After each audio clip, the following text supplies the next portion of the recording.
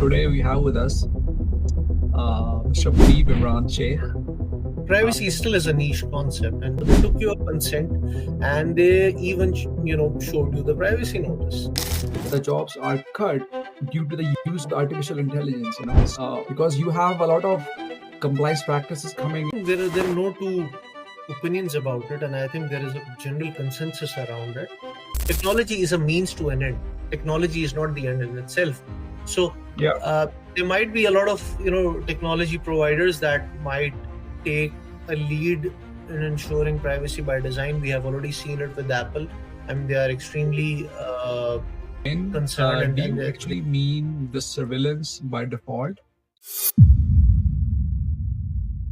Hey everyone, welcome to Security Pulse podcast. This is your host Taha Sajid, and today we have with us Mr. Muneeb, Imran, Sheikh.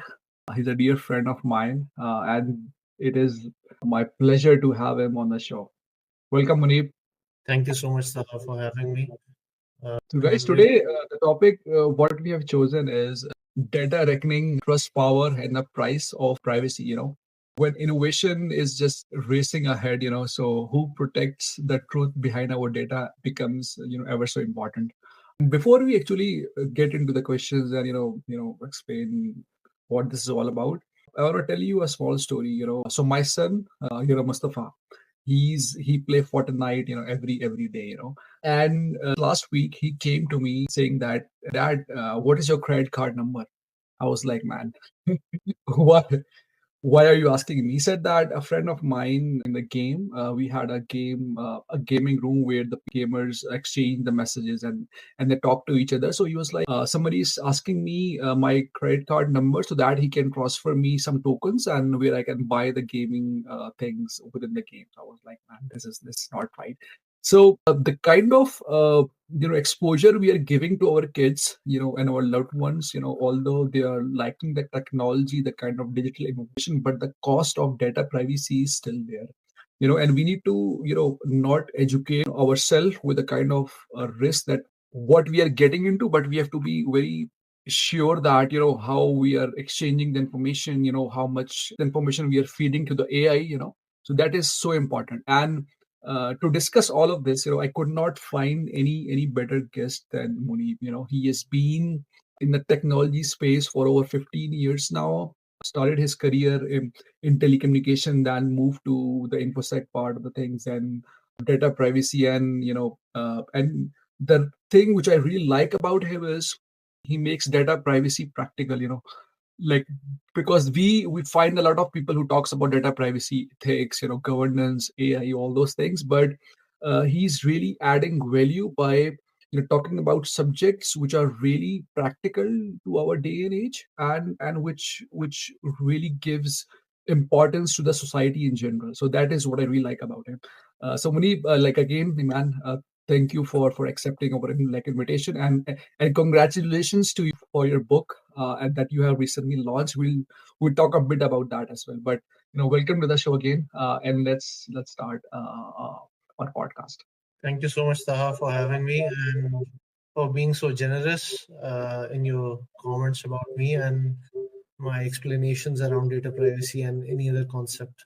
So to start off, Muneeb, when we look at the overall data privacy space, we know like every app we open, like every AI model, we use collect something about us, whether it's a chat GPT or a Claude, or we give the information to the AI, and then it reads that information and it gives the output based on the kind of data sets it has the training on. So but my question is just to start off, because this is, we have been experiencing these apps daily and we have been using these apps daily, right?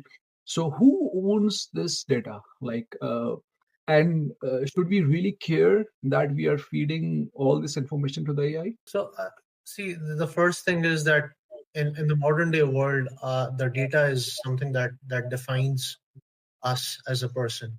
I mean, let's take this example. What kind of posts that you make on the Twitter, on Instagram, or anywhere else? I mean, and even your consumer habits, that I mean, the choices that you make while purchasing certain things, consuming certain content, whether through YouTube or through Netflix or Amazon Prime, whatever. The point that I'm trying to make is that the data is actually defining, or it gives a glimpse into someone's personality. It gives, so again, therefore, since the data is being used to identify certain aspects of one's life and the choices that this person exercises, and we individuals have rights and we have certain interests. So therefore, the data is being used to make a determination upon us. And when this data is being used to affect our rights or affect our freedoms or the interests, that is where the concern for the data privacy comes in. Now, coming back to the question, the data, if I have to give you a binary answer, the binary answer has to be based on this premise that I just explained to you, that since individuals have the rights and the interests, those rights and interests are indirectly linked to the data that defines us. Okay, so the data is owned by the individuals in all the circumstances, because again, when that data is used or abused, or I would say misused, that's where the rights and the interests of the individuals are likely to get compromised. So therefore, the data has to be owned all the time by the individuals themselves. Now, there are a few concepts that we use within privacy, and I would like to basically even touch upon this. That okay, why the concepts of data controllers and the processors had actually come up. So there are two concepts. One is a data controller or the processor. Now we see entities collecting and the processing personal data. Okay. Now this is the point that okay, whether this organization owns this data, or whether this individual to whom this data belong to owns this data. The answer is that the individual owns the data. The organization which has this data under them, or which collected this data, which is processing this data, they are actually either a controller or a processor. Reason being that when you define the controllers or the processor, basically what you're trying to do is that you're trying to assign the responsibility and the accountability that which entity is going to uphold the rights and the interest of that individual while collecting and processing that personal data. That's where the controller and the processor thing comes in. But eventually, of the data rests with the individual in all circumstances. One thing I was always curious is the kind of innovation that we are seeing these days, where every week you see a different app, every second week you see a tweet about about a AI LLM which is outperforming others, But I wonder how the regulations are keeping up with this innovation. Is it a point that we should have a definitive framework so that any new technology or innovation coming up should adhere to that framework? Or what is your take on how the regulators are catching up with the innovations, and what risk as an individual and I can face if the regulators are not coming up with some sort of frameworks to safeguard the information I'm giving to the internet? So, see, it has always been a cat and a mouse thing where the regulations have always had to, and it's not just the case when it comes to privacy. It has been the case, with the consumer protection laws, with the cybersecurity regulations, and various other, legal instruments that have come up. It has always been the case that the innovation, or because our habits, our way of living has consistently evolved over thousands of years, and as our ways of living a life evolves, the laws also are supposed to evolve. They are also supposed to grow up. I mean, if you go back a few hundred years back, perhaps the consumer protection laws were not there. It's just that the assumption that the society has faced, so it led to the environment where certain laws had to be created around the consumer protection. So the same phenomena that we are seeing right now when it comes to the data privacy, and we'll see the same phenomena when it comes to the AI adoption because again, these technologies and all these means of innovation or disruption, they change the way we live our life. They change the way how we interact within the society. So therefore, our way of living the life has evolved, and therefore the legal instruments are also supposed to evolve with the passage of time. So I think this will always remain the case. It's just that, the real challenge is that, okay, how quickly can the regulators really pace up and anticipate that how the regulations have to be created in order to make sure that they are protecting the individual rights, their interests, their freedoms, and how the regulations will be developed where they do not really choke the innovation part itself, but I mean, it has to manage both the things side by side. All right. So, guys, the news what I'm sharing you is very recent now. Uh, Last week, there's a lot of tech companies who have announced massive layoff in the US.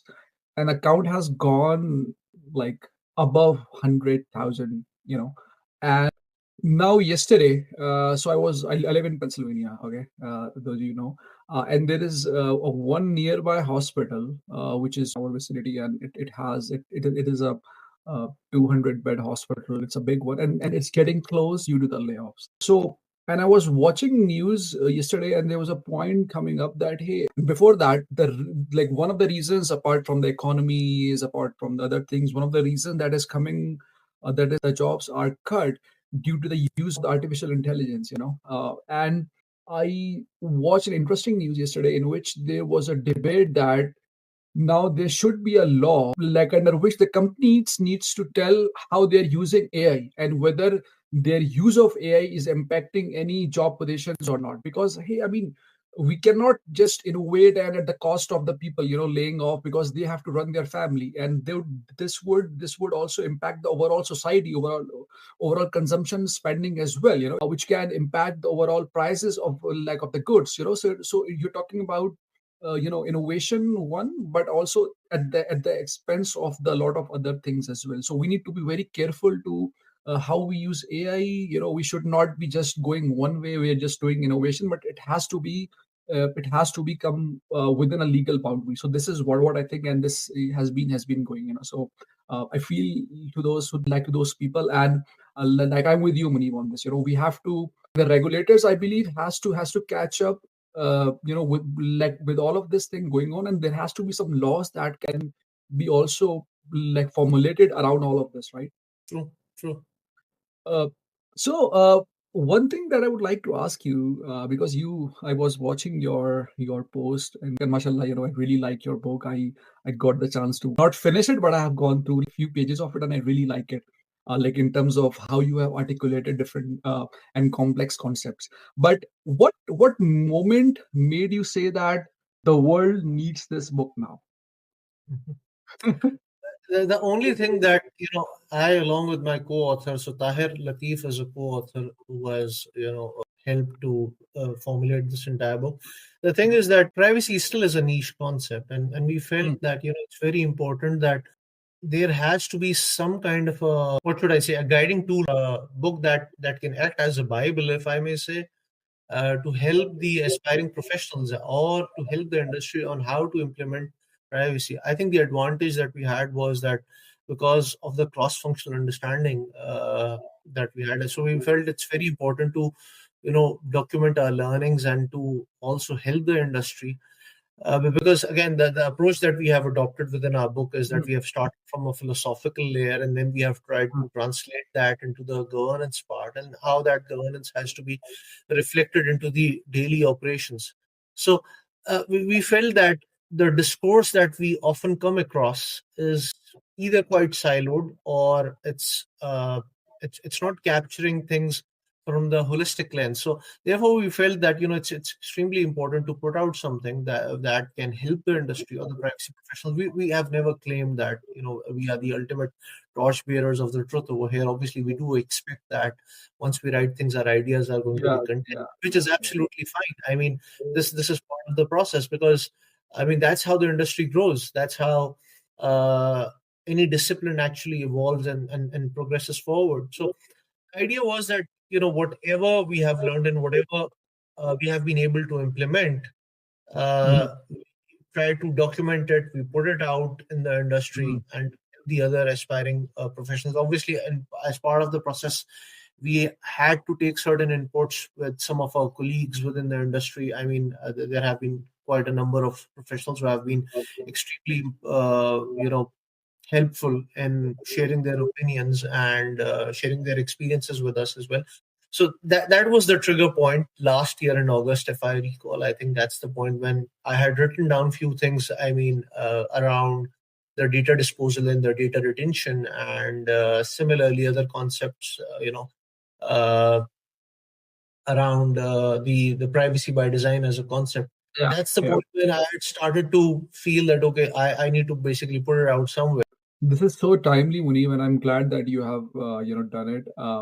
Like so, guys, there are three things uh, that every author comes up with his vision. One is the guide, in which you need to have a guide which says that, hey, this is what you need to do and this is how you need to do, right? The other aspect is the warning. So you give some warnings that, hey, these are the no to things, and this is something which you have to avoid, if you have to make progress. And the last part is a call of action, which tells that, hey, what are the next steps the reader should take, to get to the data privacy and governance from the operational standpoint. And this book covers beautifully all these aspects. So I really like it, and it's available on Amazon, and Muneeb is very generous, if you want to get a signed copy of that as well. So go check it out, guys. I really recommend you guys to check his book. So so Muneeb, talking about data governance, I would like to ask you one thing. This question I've been trying to get to over the past few weeks, that why do you think, or why do you believe privacy can't survive as a compliance checklist? Because you have a lot of compliance practices coming in, hey, do this, 1 2 3, there's laws coming in, but why is this beyond that? See, yeah, it's a very good question, I must say, and this is something that I myself am quite keen on, investing my efforts further to explain this part, which is that you see at times the compliance requirements are being fulfilled. However, whether the rights and the interests of the individuals are being secured or not, whether the rights Hmm. or the freedoms of the individuals are being secured or not, that is something that goes beyond compliance. So you may have taken the data, you Yeah, might have, you know, obtained the consent from the individuals, and you might have peppered them with a privacy notice. However, yeah, the manner in which the data points are being processed and the conclusions that you are drawing out of those data points, all those data points could be, or all those outcomes could be completely unlawful. So let me give you an example, and this is one of the things that I've tried to capture in our book as well. They were in the section for need to, where we need to have, the privacy clauses within the mhm, modern day laws, because again, mhm, it's not just going to be the privacy law that is going to be created going forward. World has so many laws that are created, and again, yeah, yeah, individuals rights need to be protected over there. So let me give you an example. Think of a scenario where, let's say, if you have been uh, consuming certain content, yeah, yeah. listening to a hip music for 6 months or odd on any platform. I won't name it. So let's say all of a sudden you begin to listen, and let's say this platform took your Mhm, consent to do your behavior profiling and all that kind of mhm, stuff. So they took your consent, and they even showed you the privacy notice. So for 6 months you were listening to the hip hop music, and all of a sudden you changed your preferences and you started to listen to some kind of melancholic, or let's say the music, or let's say you started to listen to you know uh, political commentary that might be very divisive in nature. okay. So what if the platform makes a determination upon you that okay, Taha is basically is inclining towards some tendencies which may not be acceptable across the globe, or which might be unfair, or which might be detrimental to the overall society. So again, Mhm, it's not that the consent was not solicited, it's not that the privacy notice was not provided. No, all these things were done, which were the requirements of the compliance checklist. However, what is the outcome However, the question is, what is the outcome? You guys are making a determination. You guys are making a judgment upon a specific individual. Now, when you do this, the rights and the interests of individuals are likely to be compromised. So, therefore, it's very important that privacy has to go beyond the compliance checklist. Again, whatever processes are there, are those processes upholding the rights, freedoms, and the interests of the individuals or not? If those processes are not upholding the rights and if the individuals are being subjected to certain unfair outcomes, then again, it's not. I mean, so you might have fulfilled the privacy requirements. However, the outcomes may not be fair to the individuals, and that's also one of the area that I have tried to capture in my book also. But I want to give, even in our book, we have given the credit to the famous author who had written the book of Automating Inequality. It's about the how the unfair data personal data processing activities often lead to outcomes that can be detrimental, and how it can perpetuate deep rooted socioeconomic inequalities. Yeah, yeah. Nice. So, Muneeb, one thing, as you were speaking, I was wondering, every organization, whether it's an enterprise or a startup or a big organization, they claim to care about privacy. Yeah, and there are audits happening around which ensures that you are you do care about privacy. So, uh, but every day we face privacy issues, and we see news coming in which talks about data breaches and privacy issues compromising. Where do you see the disconnect is in this? I think it's very difficult to pin down a specific problem. So again, as I mentioned earlier on, that since privacy is a niche subject, so I think even auditors are basically evolving with the passage of time. Even they will evolve, and it's also a learning curve for them to really identify the gaps and to really pluck the real issues. The second thing is that at times the controls are the organization might have well layered controls in place. However, let's say if there is a deficiency in some of the processes, it can still lead to some kind of a breach. So therefore, it's Yeah. very difficult to for any organization to say that they are well insulated from any kind of a breach taking place. So organizations might be fully compliant with the regulatory Uh-huh. instruments, the legal instruments. Uh-huh. However, that does not mean that they are insulated from any kind of a breach getting materialized within their environment, because there are so many variables in between, and sometimes you don't know. I mean, a minor vulnerability that was not patched, Mhm. and there were exploits out there, and there were the other controls from the security side were equally poorly designed or implemented, led to a situation where someone could crack in, exfiltrate the put the lay the hands onto the personal data, and could either hold it for captive or could Mhm. exfiltrate it. So there are so many variables in between, due to which a breach may take place. But again, I believe that it's still a learning curve. And I also believe that trust also plays an important part, in all of this. You have to make sure that you are building that trust with your users, whether it's a data privacy or any like functionality that the users are using of your solution. So I think that's also equally important. Uh, so talking about leadership and ethics, because this is where the things are driven from, right? Do you believe that trust should be treated as a KPI, like something leaders actually measure, like a profit or a retention? I think there are no two opinions about it, and I think there is a general consensus around it that this is something that all organizations, that all C-level executives or the people sitting at the board would vouch for. This is not something. However, the challenge that I always say is that the organizations are living in a state of inertia. Okay, so the point is that when some fields like data privacy or let's say AI Hmm. ethics come in, they Hmm. tend to introduce certain friction within Yeah, the yeah, organizational ecosystem. Now, if yeah. that friction is not really welcomed, or if it is not treated as a growing pain, what happens is that even your ability to innovate or to disrupt will not be sustainable for the long time period, because you might be innovating at a pace, or you might be innovating without embedding the ingredient of trust within that.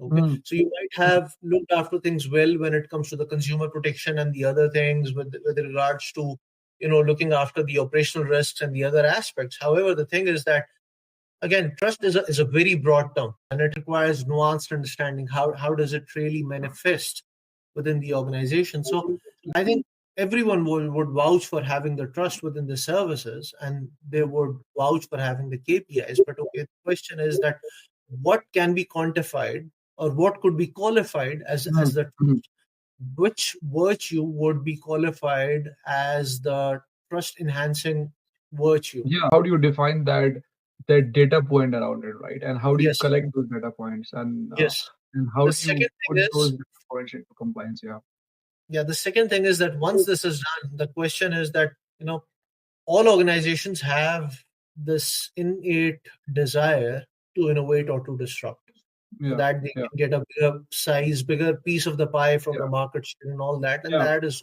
legal and fair. However, the challenge is that, if you continue to do that without taking all aspects of the trust, as I'm saying, by factoring in all the subcomponents of that trust, what will happen is that even your ability to innovate, or even that ability to disrupt the value proposition, will not last for long. It will not be sustainable. You might be able to break in, or basically, crack a jackpot for few years time period, but again, it's going to wither away. It's going to vanish with the passage of time. Yeah. Yeah.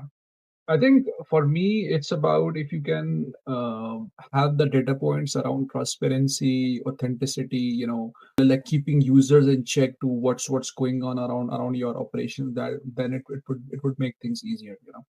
Moving a bit to the future of privacy, Muneeb, you touched earlier on the privacy by design concept. I want to double click on that. Basically, if you say privacy by design, do you actually mean the surveillance by default? Is that what you intend to achieve with this? No, not really. Basically, again, I would like to first understand what do you mean when you say surveillance by design. Basically, what we are trying to say is that, whatever all products, services, functions that are being created by an organization, that product or the service should have certain privacy controls embedded within that. Again, with the objective to uphold the rights and the interest. Again, Yeah. consent, and this is something that we have tried to argue in our book as well, that when we talk about obtaining the consent, dispensing the data subject rights, dispensing the privacy notice, disposing of the data at the committed intervals. These are all the instruments or the technical controls to make sure that the rights, interests, or the freedoms of the individuals are upheld. Now, so therefore, this concept was given back in 1990s by Dr. Anne Kevokian, who was the information commissioner at Ontario province in Canada. And therefore, the idea is that whatever products and services are supposed to be created, they should embed the privacy requirements within it, from design right down to the operations phase. And do you think if you make this a solution, if you include privacy by design and do a solution around it, which technology do you believe will redefine privacy in the upcoming years? We talked about AI, quantum, blockchain, a lot of digital twin around it. But what do you think? Which technology will enable that privacy by design concept? I don't like to put my money on the technology itself, because again, I see technology being a component of social fabric. Actually, technology is a means to an end. Technology is not the end in itself. So Yeah. there might be a lot of technology providers that might take a lead in ensuring privacy by design. We have already seen it with Apple. I mean, they are extremely concerned, and they basically pride themselves on upholding the privacy of the individuals, or their customers. Uh, However, the point is that privacy is not, again, a silver bullet. It requires various aspects need to be taken into account, and then the technology component comes into that. So you talked about you touched about different aspects of privacy and governance in your book, right? Uh, is it fair to say that if you have to write a sequel of your book in 2030, it has to do something around AI and blockchain and quantum? I think 2030 is still 5 years away, and yeah, perhaps something around that. And in fact, my co-author Tahir was already asking me that we need to pick up something on AI ethics. But yeah, you never know. Perhaps yes. I think something has to be done around it. Let's see how even the field of AI evolves with the passage of time. I think the changes that are occurring within the society, they are occurring in a far more fast manner than they used to take place perhaps decades ago. So I feel that the 5 years, it's very difficult to predict what's going to happen after 5 years time period. I just uh, got the book of Mustafa Suleiman, which is about coming wave and how the AI is going to reshape the life of the society at large. Again, very difficult to predict. But yeah, if something has to be done, it could be one of the things. So one thing that I would ask you here is, and just it's just coming out of the conversation that we are having as an individual. So you have been in the privacy space for over a decade, and you have contributed in terms of research, in terms of speaking, contributing to different organizations, right? If you have to give a piece of advice to an individual who is interacting with these digital platforms, that how they can safeguard their privacy, and what things they should not do, you know what are those two bullet points you want to give to It's a loaded question, so it's very difficult. I would simply say read our book, them? because there we have tried to unpack. Again, the objective of our book is to sensitize the people around the data privacy part. Because again, uh, Yeah. so let me tell you, based on our experience and based on my detailed conversation that I have had with my fellow co-author Tahir Latif, we came to this conclusion that there are 2 to 3 kinds of people within the society. There are people who are too privacy savvy, they are extremely sensitive about it, they understand the technical components, they understand privacy as a legal concept and a social sciences concept. Then there are people on the other side of the continuum who have absolutely no idea, they are not even sensitized to that part. And there's a section that we have captured, that how Mhm, privacy, such kind of individuals or people who are from the minority or the marginalized section of the society, mhm, privacy, mhm, uh, they become an outright casualty of a poor mhm, privacy hygiene, actually. mhm, Then there is the second one, which lies in between. So these people do have cursory understanding about the importance of personal data protection. They might be sensitive to not revealing their credit card information to someone else, or not revealing their bank information to someone else, or their passwords to someone else, but they would not even bat an eye if some other details around their personal life had to be shared. So yeah, yeah. that requires a lot of effective advocacy from people like myself, who are operating this in this field, and the other DPOs. And then for those people who are not in the field of privacy, but who, since they are data points that define them, since there are data points that define their identity, they need to be sensitized around this subject. They need to really understand that, okay, how does it affect their rights and the interests. So I'll give you an interesting thing. Actually, once I was withdrawing the money from the ATM, one of the things, since again since I'm operating in that, in the realm of privacy, so once I was just noticing that, okay, once I withdraw the money from the ATM machine, for how many seconds does it continue to display the remaining balance? So let's say if I pulled out cash from the ATM machine and I didn't bother and I left, and then someone else came and my information was still being revealed onto the ATM machine, it gives a glimpse of my personal, because again, remember that financial wealth actually does provide significant piece of information about you as a Yeah, person. yeah, So yeah. I think it's a matter of getting sensitized to this subject. And therefore, I'll say read our book, where we have tried to unpack it within the first, segment, where we are trying to discuss the philosophical angle to privacy. That's so good. I think now I'm coming to my to the favorite section of our podcast. This is the rapid fire round. So this you don't have to think uh, anything. I think I'll give you like 2 seconds to answer. So just tell us what is straight coming to your mind. Okay, are you ready? Yep.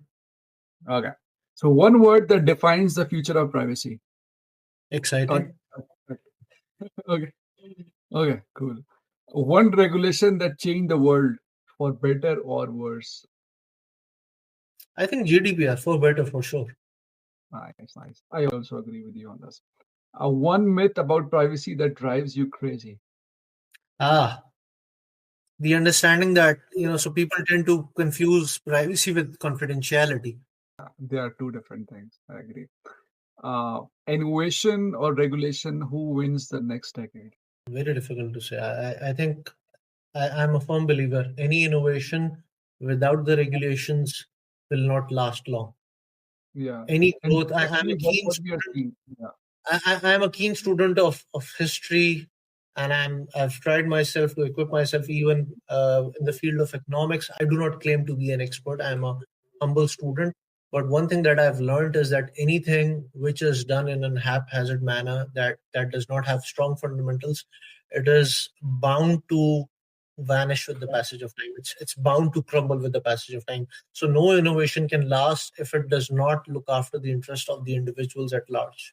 Okay. This was interesting. One app that you don't trust but still use.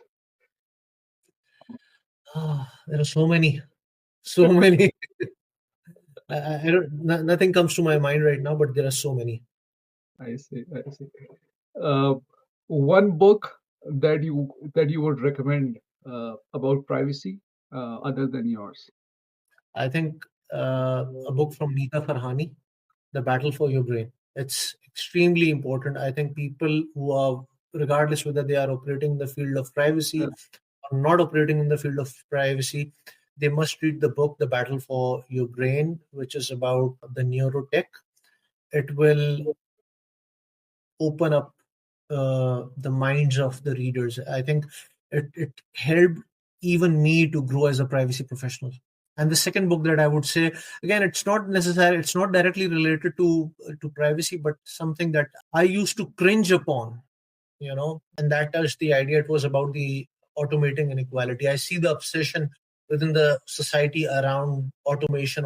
I'm all for automation if it continues to create value, but Yeah. when you automate an erroneous process, what happens is that your ability to make mistakes becomes much more faster. Again, even the understanding around the automation is quite mundane in some of the jurisdictions, I believe. Nice, nice, nice. Okay, Muneeb, I think that takes us into all the questions I have. But one thing I would like to ask you is because we always wanted to give something to our audience, like some next steps, for them, like some practical guide as well. So what I wanted to ask you here is, if somebody wants to start a career in privacy, if they are coming in from, let's say, an IT engineering field, or somebody is in cybersecurity or whatever, right? If somebody wants to pursue this data privacy career, what are the 2 3 steps that they can take? Any certifications, any like courses, books, whatever? Like what do you think? What are the 2 3 things that they can pursue? So first thing first, there are no shortcuts. Okay, it's it's a continuous learning that we must commit ourselves to. Point number one, there are a lot of certifications, but again, certifications are a means to an end. Certifications themselves do not, attest to the depth of understanding that a person would have. So Mhm. coming back, again, if someone has to operate into the field of privacy, and I'll refer to one of the sections that I have mentioned into our book, which is about the mandatory skills that are needed for a DPO. Okay. Mhm. So for someone who's operating in the field of privacy, it's extremely important for that person to have a cross-functional understanding of various fields, not just the IT, but they must have a business acumen. They must have a strong understanding of the legal instruments, how the laws are created, and how do Mhm. they impact the economy and stuff like that. Then they should have a stronger understanding of the governance, risk, and the compliance function. Again, unfortunately, I see that the governance is being reduced to just document to the documentation, which is absolutely mundane and superficial. This is one thing that I usually have a concern upon. And then the last part, which is extremely important, is the effective advocacy, which is extremely important. If someone has to make a name for themselves in the right in the right manner in the field of privacy, so these are the things that I would vouch for if someone has to enter into this field. Nice, nice. Uh, that's very helpful. And just want to add something to this is what I've seen is every organization cares about privacy. So there are good opportunities you will get if you have good knowledge around the privacy by design concept, the regulations around it, governance model, everything that has to come with it. But you have to also see how you can add value to the current process. Whatever you are learning, whatever certifications you are doing, try to see that what are the gaps in the current solutions around privacy there is, if there's any, and how you can, with your knowledge, with your learning, how you can solve those problems. That is something very important, as you go with your next career. That's it. I think, guys, thank you very much, Muneeb, for coming to this show. I have myself learned a lot from you, and I'm sure our audience have gained a lot of good information. And uh, I really like your book, as I said that, and I would encourage everyone to go and check out his book. You'll get everything from step 0 to step 100. Whatever you need to know around data privacy, governance, operations, everything. Uh, like on a closing note. I would like to, give one recommendations that is based on my experience. So we constantly use, or we have increased the use of AI now in our daily work, in our like official work as well. And we are constantly feeding the information to the AI, whether it's Chat GPT, whether it's Claude code or whatever. And we just giving every information without thinking that how it can impact the organizations or as an individual. We think about like convenience more. We think about short results or short term result that I'm getting my responses, right? But think every time that I don't want you to stop giving the information, but think that is there any way that you can limit the exposure of the PII and the SMPI and all those things, and just mask those data fields. That is one. And second thing is, try to always, whenever you get any response, try to do your cross verification as well. Do not trust anything what is coming out of AI, and always think about data privacy when any business or digital or any exchange that you are getting into. So this is very important, or else it will come back to you and harm you. Like, this is the only advice I can give you here. I'm sure that if you have enjoyed the show, please like leave your comments that how do you like it, and reach out to Muneeb. He's very responsive, and he likes helping people as well. So like, check out his LinkedIn profile and then tag in his book. uh, and until next time, take a very good care of yourself. Like, any final thoughts, Muneeb, you want to share with your Thank you audience? so much, Taha, for having me. It was a real pleasure to discuss privacy at large, and I would like to encourage your viewers to go and read our book, Data Privacy. If I could share this is the book. I would encourage all of you to go read the book. Thank you. Great, great, great. Okay, thank you very much. Take a very good care of yourself. Take care.